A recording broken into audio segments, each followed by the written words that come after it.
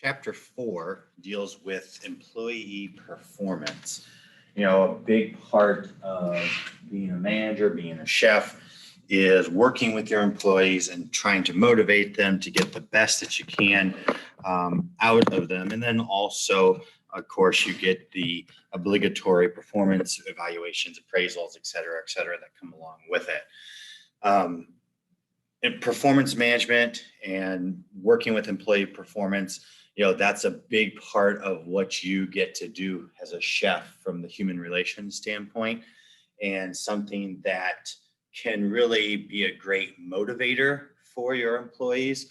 But if you're not doing it or you're doing it incorrectly, it can be a deflator as far as motivation stuff is concerned. So it's really important that these topics and this information from this chapter you really start to understand, because it's going to be very important for you when you start to lead your own kitchen. So motivation and incentives. Like I just said a second ago, as a leader, you need to be able to motivate those employees. You want them to want to go the extra mile for you. A lot of times we use the analogy of the carrot and the stick, where the carrot is representative of the reward, where the stick is representative of punishment. And of course, with employees, you've got to figure out what works best. I would like to think that the carrot works best for 99% of the employees, and I think it does. There's some, though, that they need the stick as well in order for them to understand things that are important to you, to the business, things along that nature. But you've got to determine what works best for your employees and understand that a one for everything is not necessarily going to work. A way that you incentivize or motivate one employee may not be the same type of motivation that will work for another employee. So you've got to figure that out and what motivates them. And again, it's not necessarily all the same. Of course, incentives are means to help employees meet goals.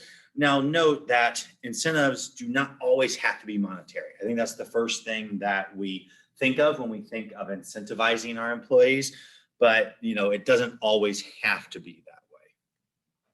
So when we think about motivation, we look at two psychological theories. First is Maslow's hierarchy of needs. The other we look at is Herzberg's two-factor theory.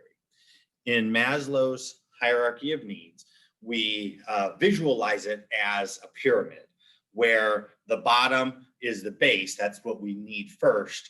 And then we work our way up. We can't get to the different levels until we complete the level below it. Right? So the first one at the base is the physiological.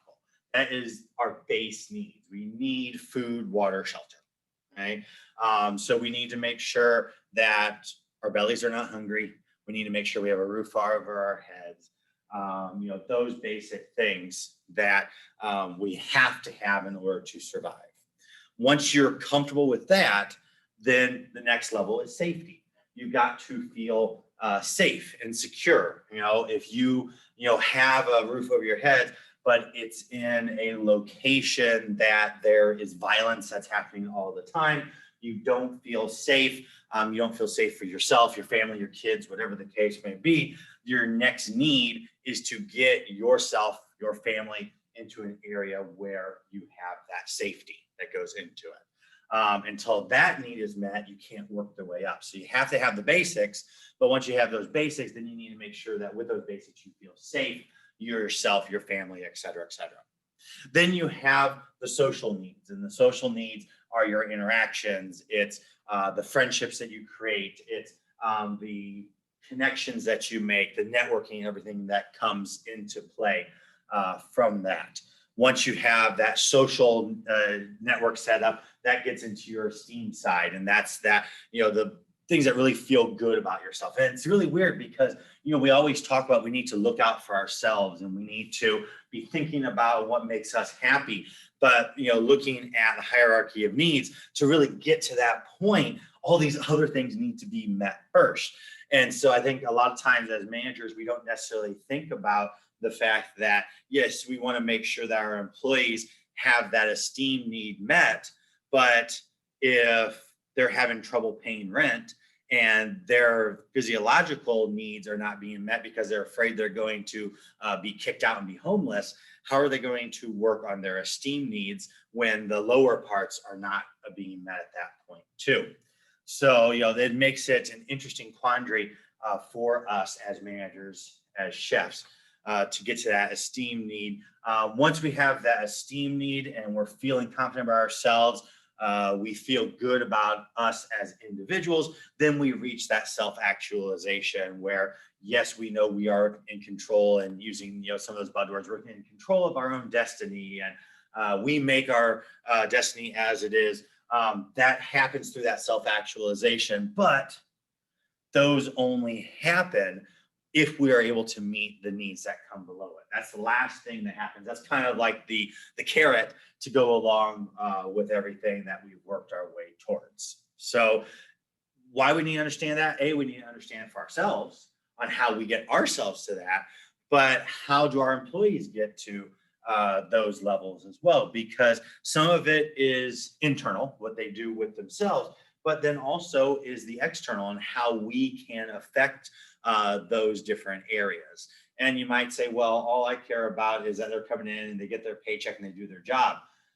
Okay, I mean, that's perfectly fine. Yeah, that's our base expectation. But if you want to have and motivate and make sure you have happy employees, it's going to be outside that, because you sometimes have to assist them in some ways to get themselves up to that area of the esteem and self-actualization that comes along with it.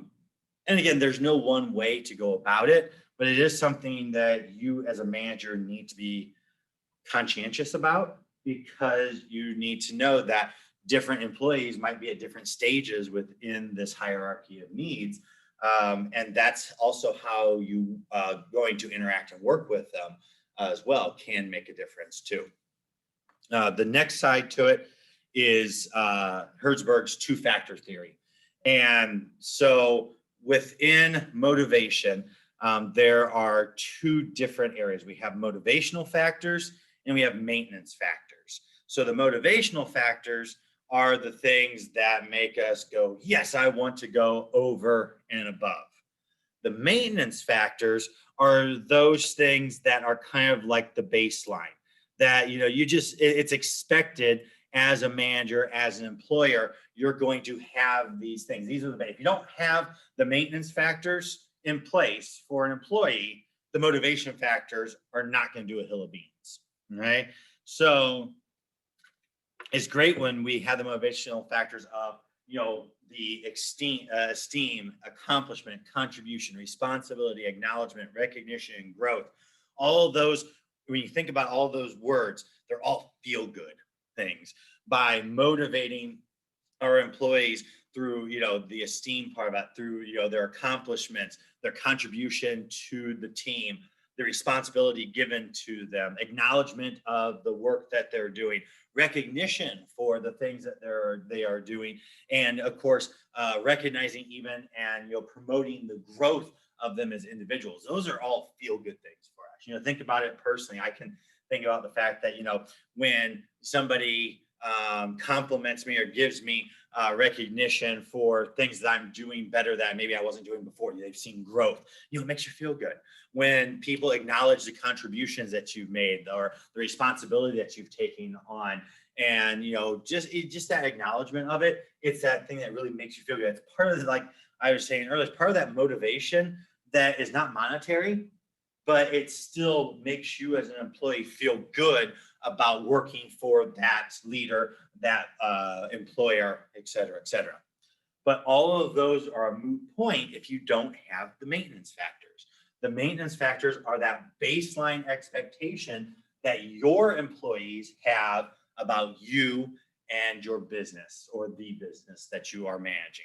So working conditions, of course, you want to make sure that you have the best working conditions that are possible for it. And again, it doesn't mean that you live in the lap of luxury and things along those lines, but there are certain expectations as far as the working conditions are concerned that your employees are going to expect as a minimum for working there. The company policies, making sure that you have that written company policies, that they are fair and that they are equally distributed to everybody, making sure that that company policy is there and that you as a manager are applying that policy to everybody the same way, because you do not want to show favoritism or anything along those lines, because that hurts that maintenance factor of the employee feeling that base value that they need to have. And that's a big demoralizer if you are not applying those company policies across the board. Hours, again, it doesn't have to be necessarily 9 to 5. It's in the hospitality industry. We know that it's not 9 to 5 Monday through Friday type of thing. But there's an expectation of hours. And it's interesting how through the generations, the expectations have changed. We see now with our younger generations that they are not as much willing to quote unquote break their backs for the company, to put in all the extra time, like maybe us or our parents' generation, or definitely our grandparents' generation was sometimes willing to do. Oh, you need to put in those extra hours? Sure, not a problem. I'll work that 60 hours instead of my 40-hour week. We notice that this generation values its time outside of the workplace even more so, and trying to strike that balance. As a chef, we would hope that our employees are a part of our industry and really wanting to be part, but we also have to understand that there needs to be that work-life balance, which is sometimes a tough thing in the hospitality field, and especially right now during this day and age, because of the shortage of people to be working in the industry as it is. So, but you've got to be careful that you're trying to strike that balance when it comes to hours, to make sure that our employees have that work-life balance. Equipment, again, making sure you have the basic equipment that they need to do their job, that's in good working order. Those things are base expectations that is going to be expected from your employees. A fair rate of pay for what they are doing. Again, depending on where you live, that will vary, especially depending on the cost of living in those areas. Again, you go to Chicago, you're going to have a higher entry rate of pay, but you also have to understand that the cost of living is much higher. So it's that trade-off that goes along with it. Health benefits, again, this day and age is kind of one of those things that there is that expectation, at least some sort of health benefits. Time off, what is the policy for time off? What are they allocated? Is it paid or unpaid? Again, those actually go back to company policies, making sure you have those, and that, again, you are applying time off for your employees evenly across the board, that you're not giving preferential treatment on who's getting different time off as opposed to what other people are getting. The working relationships, again, it should be that professional at the minimum. Hopefully you get into that friend/family type of feel within the kitchen, but definitely want to make sure that there is at least that professional relationship that's going on, so people have that feel of value. And then your supervision style, we talked a little bit about that in previous chapters, but how you have to supervise depending on what's going on, and making sure that it is fitting with the style of how those employees work. Those are all things that are the base level. Once you get to that base level, then you have the motivation factors, which helps for them to be able to grow that motivation and their want and desire to give back even more to the company. Basic employee expectations of managers. So from a professionalism standpoint, you expect your manager to have knowledge, be knowledgeable about the area that they are managing. You want them to have the leadership ability, honesty, confidentiality, respect, moral behavior. They're not going to take your private business and, tell everybody about it, that type of thing. And their ethical treatment of as employees, as, just in general, just basic ethics as far as a professionalism is concerned. Personal treatment, making sure that they're fair, they're consistent, they're supportive, compassionate, they give feedback, and avoid embarrassing employees. Trying to how you treat the employee personally can make a big difference. And again, you hear all these, you're probably hopefully going, yep, that'd be my expectation working in wherever, whether it's a kitchen, whether it's an office, whatever that case may be. These expectations of managers are universal. It's not just what we expect out of a kitchen manager as a chef or a general manager or what have you. It's what you would associate with any type of manager. And then work and task support, making sure that your managers are giving clear directions on what the expectations are, providing the tools and resources to get that job done, allowing and providing professional growth and development to better yourself as a professional, inclusion in direct decision making that affects employees, getting input from those who are directly affected by the decisions that are being made. It gives you better what we call buy-in from the employees if they feel that they've had a part in that decision-making process, not just all of a sudden, oh, by the way, this change is being made and it starts today. And everyone's like, whoa, where'd that come from? If you include them in the decision-making process and you get their feedback and stuff before the decisions are made, there's a better chance that they're going to have buy-in to it because they had their chance to give input into that process. Of course, you want to make sure you have a safe environment for them to work in and reasonable and rational behavior. Again, all these employee expectations, at least to me, is nothing that should be out of the ordinary or, oh my gosh, that's over and above what I should be doing. To me, this is like the base as far as what your employee should expect of you as an employer. So different ways to motivate your staff. So different motivational methods, creating that sense of engagement by looking at what's important, discovering what each employee feels is important, finding out their working style, explaining their role to each employee, making job tasks more interesting by giving them more responsibility. You can, of course, model the desired behavior, make sure that you are, walking the walk and talking the talk, keeping that positive attitude. It's going to be a tough one, especially when you're under a lot of stress, but trying to be positive in front of everybody, even when you're just, upset, angry, sad, mad, whatever that case may be, keeping that positive attitude around your employees makes a big difference. Obviously, treating employees with respect, making sure everyone is treated equally and fairly. And of course, get to know your staff. That's even a real big one that people forget. If you get to know them without, stepping over lines, but if you can start to get to know them in their personal lives, and you can ask them about their families or their kids, their, things that that's important to them outside the workplace, it again creates that sense of engagement as well. Encourage open feedback. Always people say, oh, I have an open door policy.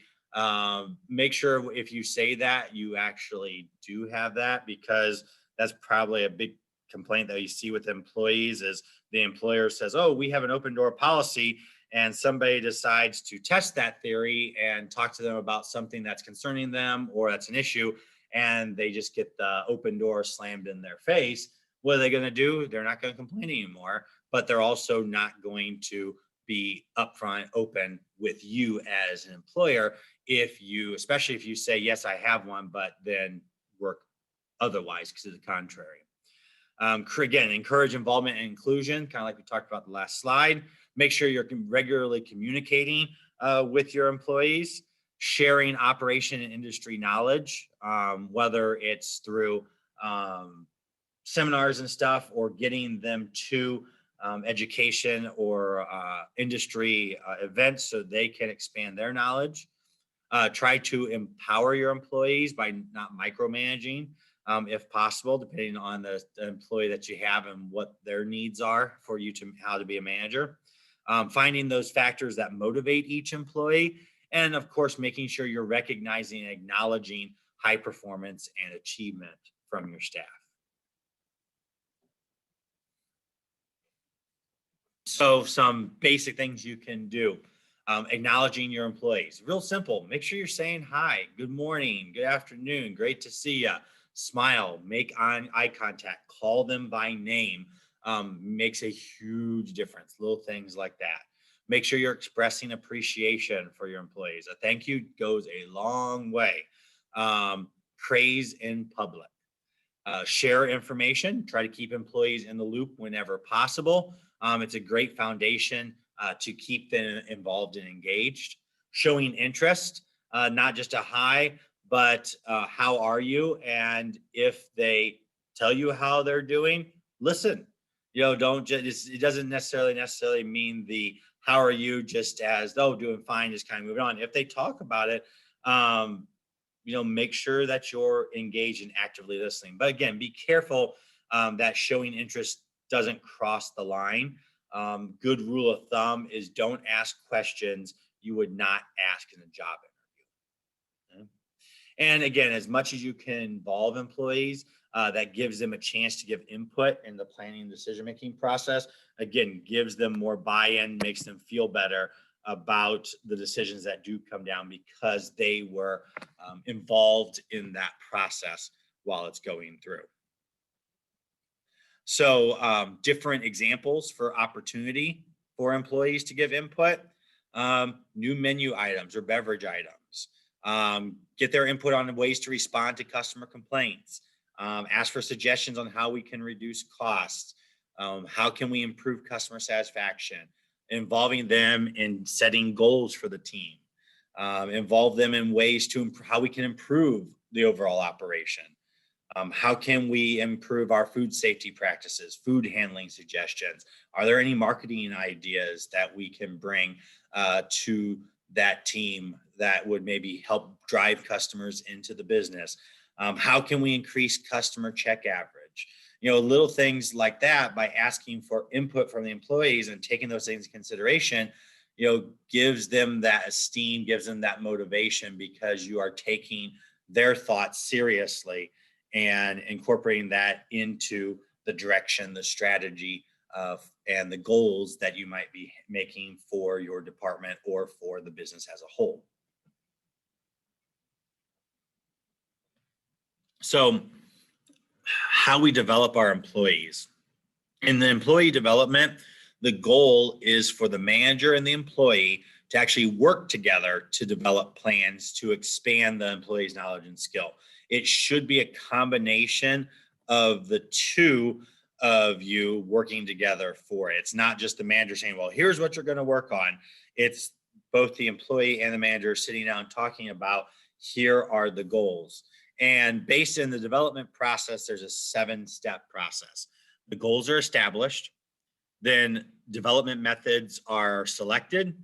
Once those are selected, it's approved, making sure everything is good to go. You implement the plan.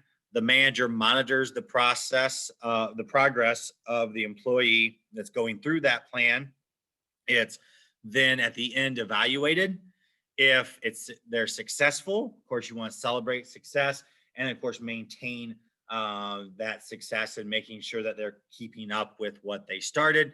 If you do the evaluation and they're not successful in meeting those goals, then you go back and you look, maybe it's a different method that we need to get them to be successful, or maybe there's a longer timeline or shorter timeline, or what can we adjust without necessarily changing the goal, because that's the ultimate goal that we might be looking for, or what we need them to learn, but maybe it's a different way that we go about approaching how they develop those skill sets.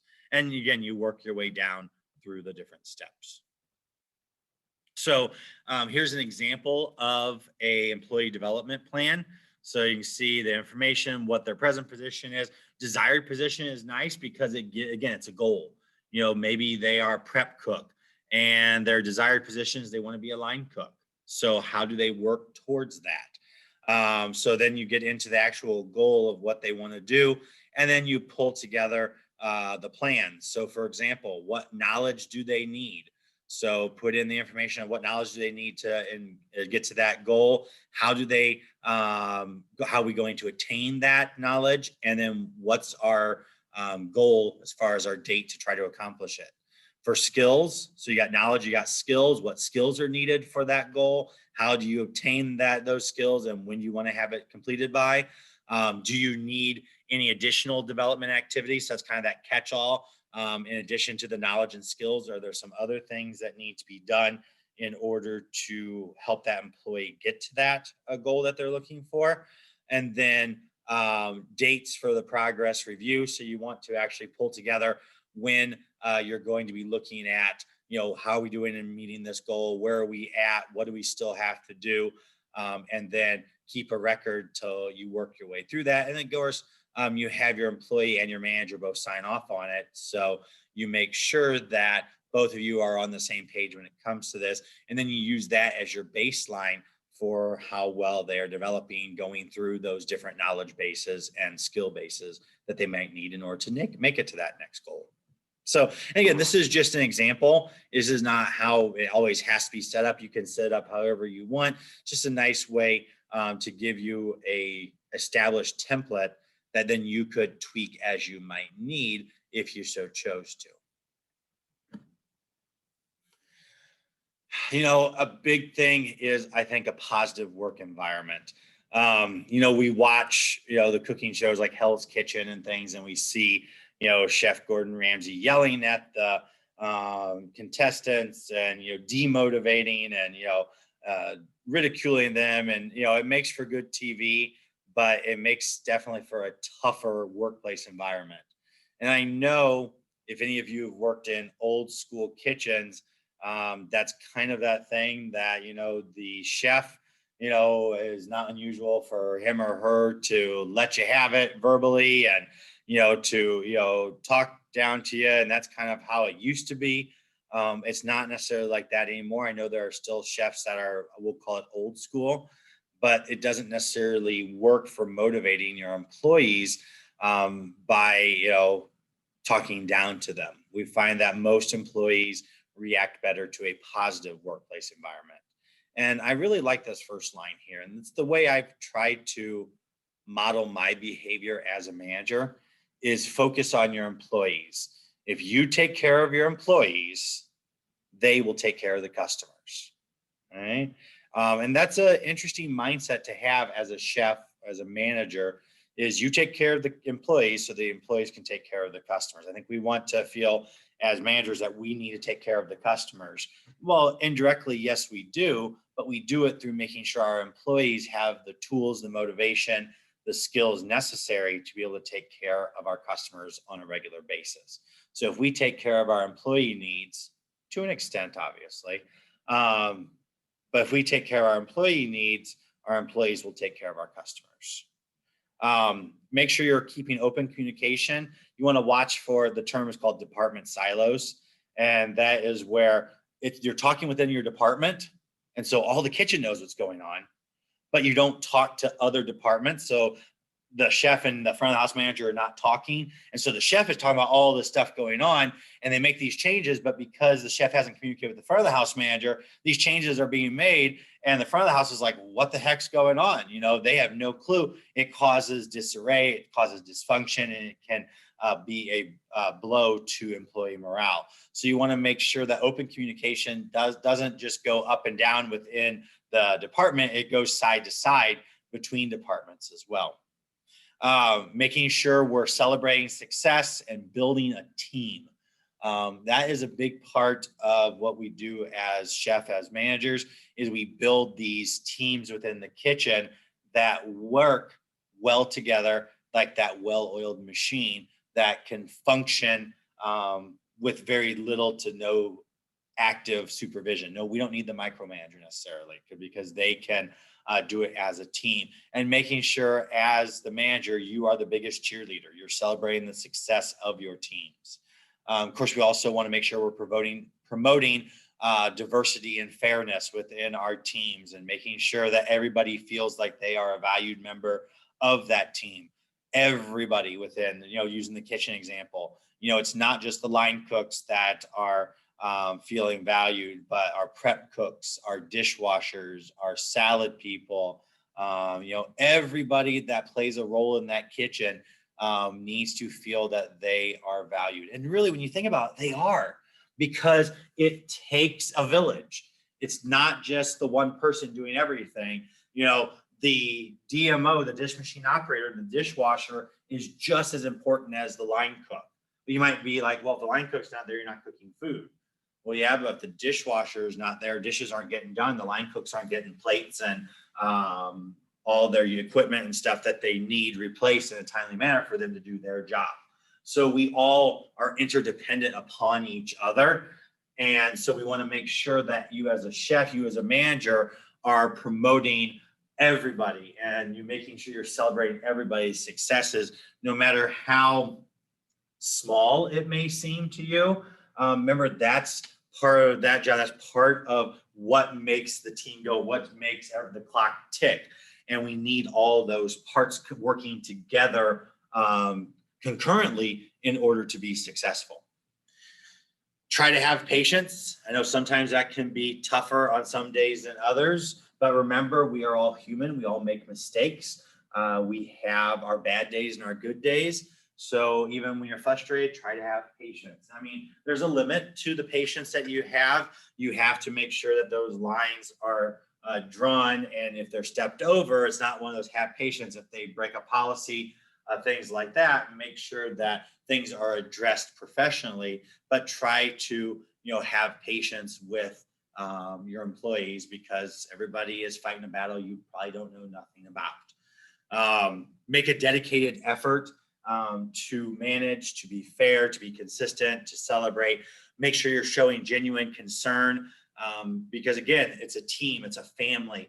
In a lot of cases, if you ever worked in a kitchen that's had a good team mentality, it's like a second family, and you feel close in a lot of instances to those people. Showing a genuine concern to that second family of yours as the head of that family, so to speak, is a huge thing.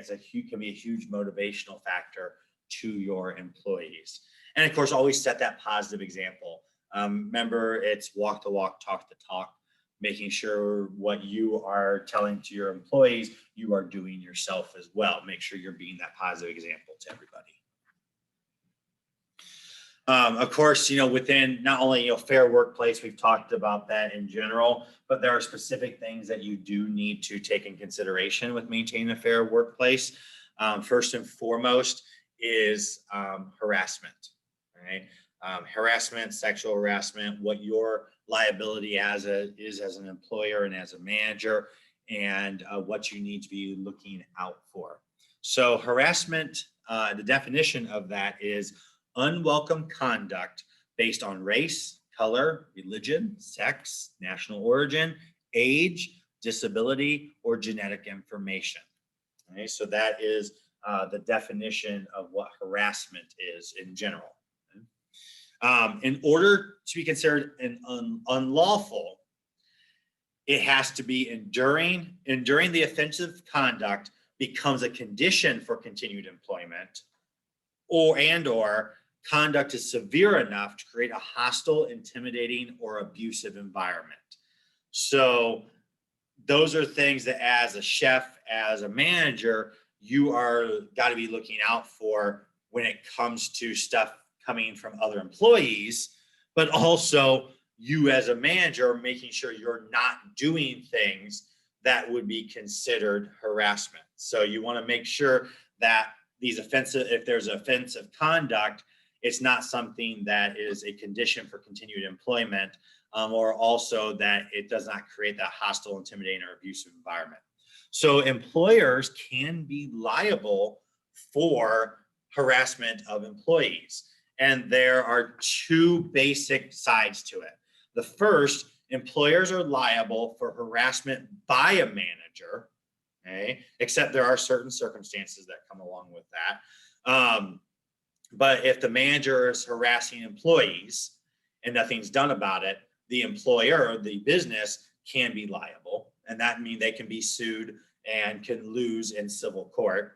The employer can also be liable for harassment by non-management employees, independent contractors, like you have the pest control people coming in and they are harassing employees, or customers can, you can be liable for it. If the harassment is known, but you're not taking prompt and appropriate corrective action. So in those two circumstances, in civil court, a business, an employer can be held liable and have to pay monetary damages if a manager is harassing employees and the upper management does not take action towards that, or if other employees, independent contractors are coming in and or customers are harassing employees and management does nothing about it. So then you've got the specific one of sexual harassment. Sexual harassment is unwelcome behavior of a sexual nature, and that is to a point that it interferes with job performance. Right? Now, people go, well, that's just how we talk, or that's just the way it is in the kitchen. I've heard that many times in my time working in kitchens. And what might have been, quote, acceptable, 10, 20 years ago is not necessarily what it is. And so you have to understand with sexual harassment, it's not what the person accused of harassment feels, oh, that's not over the line. The victim determines what is offensive or unwelcome. All right. So just because you're like, oh, it's just a joke, it was harmless, that's the way you see it. But the person that feels like they were harassed, they might not feel the same way. And so it's one of those that you have to understand that's not what you think is okay to say. It's what the people that are hearing it or the victim is feeling that they are being harassed when it comes to those things. So there are two types of sexual harassment. The first is a Latin term, quid pro quo. Quid pro quo means this for that. And so in essence, what it means is that, oh, you're not going to get this promotion or you're not going to get this pay raise unless you do this for me. Okay. That is a quid pro quo version of sexual harassment. The other side to it is the hostile environment. A hostile environment is an environment that is sexually demeaning or intimidating to whoever the victim may be.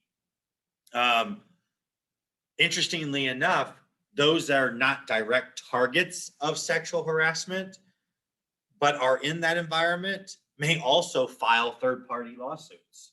So maybe you're not the one that is the direct victim of the hostile environment.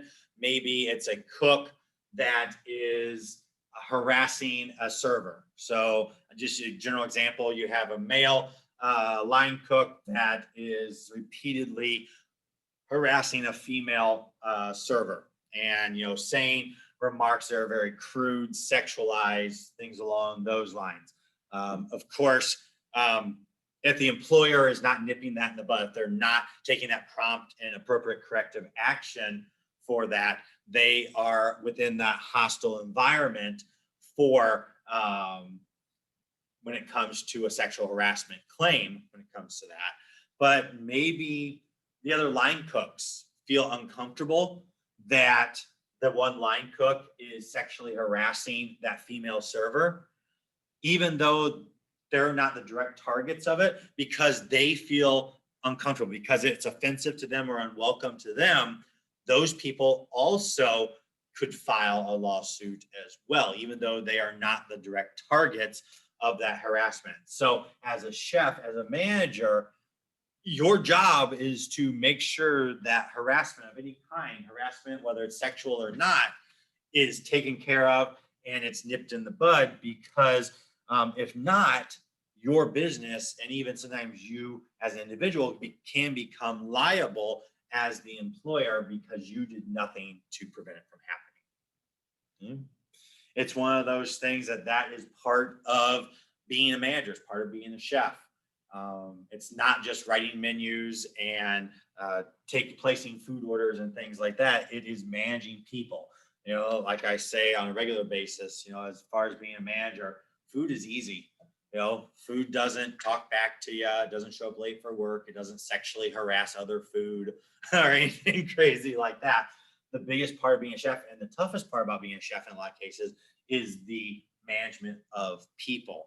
And, you have people all different backgrounds, beliefs that are all working together in this environment. And you need to make sure everybody plays nice and that everybody feels valued and welcome and nobody feels intimidated working there. All those things make a big thing that you have to do as part of being a chef.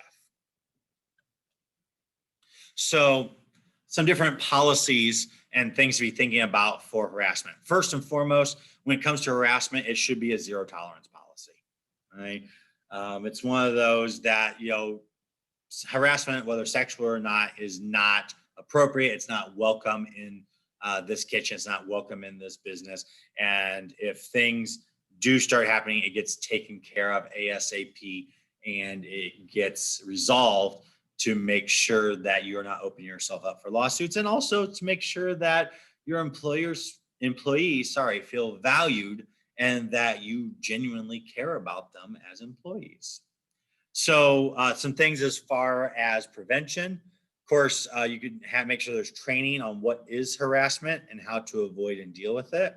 Of course, open communication with your employees, showing positive ways to interact, and looking for signs of harassment going on in the workplace and making sure you're getting rid of items that could be considered offensive.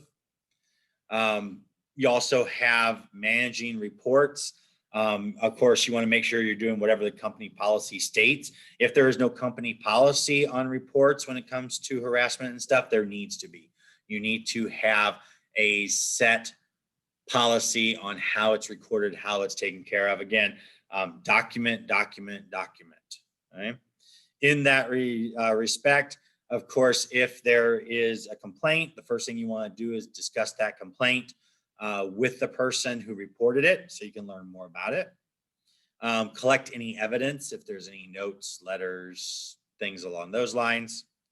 Assure that person that reported it that the matter will be kept as confidential as possible. Then you need to make sure you're informing the employee about the complaint. If necessary, do changes in schedule so the parties do not work together, especially during the investigation phase, if you think that it's going to make it tough for one or both parties.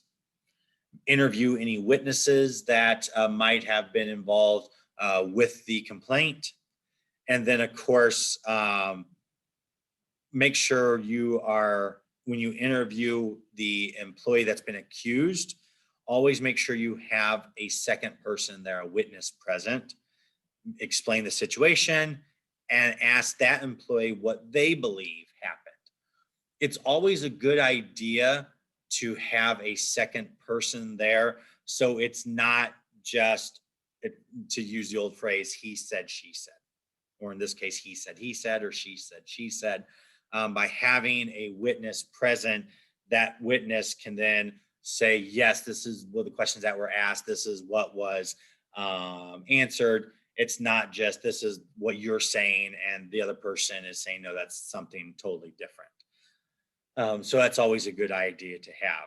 Once the investigation has concluded, then you need to take action after that investigation to make sure that things are taken care of. And of course, the entire way you are documenting everything that is happening. So, on the flip side of it, instead, of looking at the negative side with harassment and all that, how about coaching? A big part of a manager is coaching your employees and helping them to be successful and reach their goals. One of the best ways that a lot of people have found, myself included, is doing the coaching process of MBWA. And the acronym stands for Manage by Walking Around. And it means that you're not going to be able to manage by sitting in your office. Okay? You need to see what's going on. You need to walk around and observe your employees and what they are doing and how things are being taken care of, and making sure, because if there are mistakes being made, you can make those corrections in a more timely process. So, for example, the first step of it, if you see something that's being done wrong, you have an informal correction. You correct the errors privately or at least quietly. Informally say, oh, hey, we need to make sure that this is the side that's being cut for this, or we need to make sure that this is the procedure that's being followed. So informally, trying to correct that problem. Hopefully that takes care of it. If it's not corrected, then you maybe need a more formal process, where you actually set up retraining or something along those lines. If you're at a point where the employee does not want to do the task, then you've got to switch gears. And now you go from being a coach to discipline. You get to be the disciplinarian. Sound like a parent, don't you? Right? So now you go from coaching to discipline. If throughout this coaching process, you're finding out that just the employee does not want to do it. It's not that they don't have the capability of it. They choose not to. Then you've got to get into the discipline process. Okay? Some different principles as far as for coaching. Try to be tactful with corrections. It's how you say it that makes a difference. Be thinking about how you approach that correction and how it can be done in a positive learning experience manner instead of you done messed it up type of thing. Okay? Focus on the behavior, not the person. So if you focus on what they're doing or the behavior and not the person in general, it's not you're messing it up. That's going to put them on the defensive. It's looking at, so when we do this in the future, we really want to make sure we're doing it this way. All right. So again, it's how you approach that. Stress the positives first, what's going well, and then where you can improve upon. When you do the corrective action, focus on the right way, not the incorrect way. So make sure the focus is on this is the way that it needs to be done. Don't focus on what they did wrong. Okay?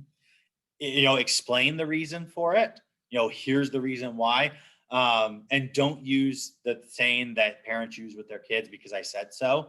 It doesn't work. It doesn't work a lot of times with kids, but they still take it anyway, it seems like. But for an adult that you are managing, just telling them because I said so is not going to help them, assimilate that in. If you give them the reason for that reason why it needs to be done that way, then they can go, okay, that makes sense. This is the reason why it's done. So it's better buy-in. Okay? Again, make sure you have open communication.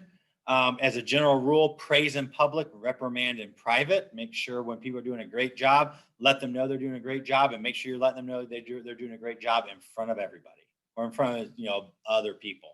If they're doing something not inappropriate, but they're doing something wrong, it needs to be corrected. Correct it in private. Like the thing said up at the beginning, correct errors privately or at least quietly. Don't draw attention to the mistake going on so everybody goes, oh, somebody messed up. Draw attention to the positives. Don't draw attention in the public eye to the negatives. Correct in private. Make sure you're comparing their work against the standard that is expected of them. So that you can apply evenly to everybody. You want to make sure that, remember, you're applying rules to everybody the same way. So make sure that that standard is set and that you're applying their work to what the standard is. Always give positive reinforcement. Again, praise in public, and make sure you're giving feedback from employee on their progress. So, even if it's not all the way done, let them know, hey, that's a great job. You're doing great work. Keep it up. Again, that positive reinforcement can make a huge difference in that motivation for your employee. So just as a visual setup here, you see the exhibit as far as the steps in the coaching process. comparing their performance to what the standard is. If it's great performance, make sure you're reinforcing that positive performance. If it's negative performance, make sure we're doing it correct. We're trying to correct that to turn into positive, and then keep practicing that ongoing coaching. And then you work your way up, and it's just a circular motion as far as working your way through the different steps in coaching. Hey, so like it or not, part of your job as being a manager is going to be having to manage conflict. With human beings, there's always going to be conflict. It's just part of the human experience. And you, as a manager, get to sometimes be in the middle of that. And managing conflict is about conflict resolution. And there are three ways that we look at conflict resolution. The first is through negotiation, which is a discussion where the people involved reach an agreement that's acceptable to both parties. You have mediation, which takes it to that negotiation to the next level, where you have a third party that facilitates the discussion and makes suggestions about agreement. So you have, that's kind of sometimes where you might come in. Negotiation, if the two parties are negotiating and this is what they come up with, that's great. Sometimes you have to step in to help with suggestions and get them to reach a third party. And of course, then the most extreme of that is arbitration. And that's where the third party listens and reviews the facts and then makes a decision to settle the conflict. Okay. So hopefully most conflict can be resolved through the negotiation. Sometimes it needs to go to mediation. Hopefully, very rarely, it has to go to arbitration. Okay. So looking at resolving employee conflict, of course, first thing you do is identify the concerns and of course, all the people involved and get their feelings and thoughts about the situation. Then you've got to do the fact finding, determine the facts. What's the conflict and the impact of that problem? Verifying the sources and the facts, reviewing the operation policies and how they apply to this conflict. They identify any other people that should be involved besides maybe yourself, and interviewing all people individually and getting their side of the story. From there, it's developing resolution that can meet the needs of the party. So working together to try to identify, where those conflicts are at, trying to ensure that the resolution complies with policies that are considered fair, legal, and will actually resolve the issue. And then confirming that all parties are comfortable with the resolution. Making sure that you're communicating with all parties as far as the resolution and that they understand it. Obviously, document everything that has been done and that the details are in writing. And then make sure you file the information away with the employee file or another place that can be reviewed if you need to. And then, of course, at the end, you want to make sure you're following up on the agreement, making sure the agreement is being followed and you're monitoring that. And if there's any other details that might need to be resolved that have come out of this managing of that conflict. So now, looking at how we actually look at appraisals, how do we look at employee progress? So when we are doing performance appraisals, we are looking at their performance, their issues, and the facts of as far as their performance itself. And then also looking at the agreement about their opportunities and goals that have been previously agreed to. It involves typically a review of the past performance with the evaluation. And then a part of the performance appraisal is then setting goals for the next appraisal. You should have an established policy that dictates how often they are done. If you do not have one, get one ASAP, and you need to make sure that it's being followed. When you are setting up a performance appraisal, there's a 3-step process. You've got to prepare for the meeting. You've got to then conduct the meeting, and then finishing the meeting, and then of course follow up that goes along with it. So again, that circular process, the employee's performance is then appraised, it's discussed, that you set goals and you put together plans for improvement, and then you monitor their performance, you appraise, and then you set goals. You just keep working that in the process. And think about that, ladies and gentlemen, You as a manager do that for every single employee, and you should be appraising them on that regular basis, depending on what policy dictates. So if you do appraisals every 6 months, every 3 months, every year, whatever that case may be, you need to make sure you are actually doing that and you're using that system fairly with everybody all the time. So first thing we got to do is prepare for the meeting. Obviously, you need to set a time and place and make sure that the employee knows in advance so they can prepare. Last thing you want to say is, hey, let's meet for your appraisal, and that's just set on them at the last minute. You want to make sure that you are giving them enough time to prepare for that meeting. Make sure you're reviewing all the data that you have for that employee on their performance. Make sure when you're getting ready for that meeting that you focus on their performance, not on their personality, right? And sometimes that's a tough thing to do, especially when personality traits can be considered annoying or something along those lines. You have to remember you're evaluating their performance, not their personality. Review their skills, their training, and their attendance, looking and writing down ahead of time what are their strengths and what are their areas that they can improve on. Gathering any information from other managers if you need to, if they worked in other departments that you need input from them. Think of areas where you think they can improve. So you have some ideas, because if you go in and say, okay, what would you like to work on for next time, and you don't have some things in mind in the back of your head and they don't have any ideas, then you're sitting there, like crickets chirping. So you want to make sure you have some thoughts ahead of time. So if they don't have ideas for what they want to work on for their next cycle, you can have some suggestions you can throw out to them.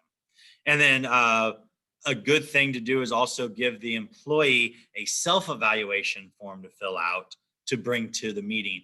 I always find it's interesting to see how they feel they're doing and then comparing it to how I feel they are doing based upon the standards that are set within your program or within your department. So an example of a form, so name, the title, when the appraisal period's from, the date that it happens, looking at job description. So this is a really good one. Performance appraisal should be based on tasks. So we'll get into this in a different chapter, but when you look at job descriptions, what are the things that are required for them to do? Use those as your performance benchmarks, and how are they doing the tasks that they were actually hired to do. Then you get some that are more the soft skills, job related behaviors, which are not necessarily specific to the task of whatever that person may be, but are attributes and skills that all employees should have, especially if you look at the example here, things that are used within the hospitality field. Okay. Then you get into the improvement and professional development. So look at what your goals were for last year, that for that employee or that last term, and did they meet them or did they not? Reasons why, yes or no. And then what are the goals for next time? How will you measure whether they were successful or not? And then any comments that you have or any comments that your employee may have. And then of course, at the bottom, it's always making sure that the supervisor signs off on it and that the employee signs off about it. It's kind of like with your syllabus, you fill out that sign sheet, and by signing that sheet about the syllabus, it's you've gone over it, you understand it. Doesn't mean you necessarily agree with it, but it means that you've gone over it and you understand the information that was contained therein. The signature for an evaluation is kind of the same way. The employee doesn't have to agree with it. And in fact, in the comments, if they are adamant and they don't agree with it, the comments need to reflect that as well. So it goes in, but the employee does need to sign it because it's acknowledging that, yes, we've had this and that we've gone over this information. Doesn't mean they necessarily agree with it. If you get in this, we'll talk about a little bit more in a different chapter, but if you find that it's more of a hostile evaluation because they don't agree with it at all and they refuse to sign it, even after you tell them that, this signature just states that we've had this meeting and that we've gone over it. Doesn't mean you agree with it, but that, we've gone over this information. If they still refuse to, then as a manager, you would make a notation of that in the comments. And then where it says employee, you can always note employee refused to sign C supervisor comments or something along those lines. Okay. But you want to make sure that, again, you have that documentation and that goes into their personnel files for future reference if need be. Okay. Everything is put together. It's ready to go. Now it's time to conduct the meeting. Of course, like I said earlier, one of the best things you can do is ask for their view of how they're doing. Ask them about challenges to performance or reaching goals. And that's maybe things outside of themselves. But, is there equipment issues? Is there scheduling issues? Are there challenges that are outside of what they can do that is making it tougher for them to reach their goal or give that 110%? Share with them, obviously, feedback on their strengths and ways that they can improve. Try to work to gain a consensus and agreement on past performance, and also work together to create goals for improvement, and then put together that development plan, goals, timelines, resources needed. On page 120 in the book has some good suggestions with help for conducting meetings a little bit over and above even what we're talking about here in this lecture. And then finally, to close it and to follow up, provide a summary, ask for any final comments or suggestions, voice support of that development plan, and of course, offer assistance. Again, take care of your employees, they take care of your customers. Try to always end on a positive and friendly note and let the employee know if a follow-up meeting is needed. Right? So sometimes you might find, especially if it's not a good performance appraisal and maybe they're on a improvement plan or they're on some sort of trial basis or something like that, okay, we're going to follow up in a month or whatever, and make sure that they know that there'll be something maybe outside the 6 month or 1 year typical appraisal going on. Again, document. Make sure that the employee gets a copy of the summary. And then for yourself, do a self-assessment on how you did to manage the meeting. How'd you feel the meeting went? Are there things you could do better when it comes to the appraisal meetings for future employees and when you do appraisals with that employee later down the road? Be self-critical about yourself. Sorry, that was a double. Be self-critical. How can you improve as a manager? How can you improve as an interviewer? How can you improve as somebody that's giving the performance appraisals to the employee? If there are performance issues, hopefully, again, you're basing it on standard performances that are documented within the facility. You're going to make sure and see if the employee is following. So SOP stands for Standard Operating Procedures. So the first thing you want to do is compare their performance with the standard operating procedure. So a standard operating procedure is it's the benchmark. It's the expectation of how that employee should perform. Then you're going to identify where the gap is. Where is the difference between the employee performance and what the SOP is? Then from there, you'll determine why. Is there a reason for that gap? Is it training? Is it discipline? Is it an equipment issue? Why is the expectation and the reality different? Right? Then once you determine that, then you can determine how to correct that behavior or that performance. Is it some coaching or retraining? Is it a really big gap? Why did it occur? You're looking internally as far as those things are concerned. Once you've gotten to that point that you're coaching or retraining, then monitor the employee to make sure that the problem is corrected. And if it's not corrected, then you may need to follow up with discipline as opposed to the coaching or retraining. Okay? But in the end, try to make it a partnership. Try not to make it a you're doing this wrong. Try to create a partnership in improving with the employee. You're coaching, you're helping that employee improve themselves as a professional. Again, it's about how you approach it that makes a huge difference. Okay. And that is the end of chapter 4. So again, it's an important chapter, a thing hopefully you've seen after this lecture, that it's another big part of what you do as a manager, and how you approach it, how you go about it can make a big difference in your employee morale, in your employee turnover, or hopefully lack thereof, and in general, how your employees feel about working for the business and specifically for you as their manager.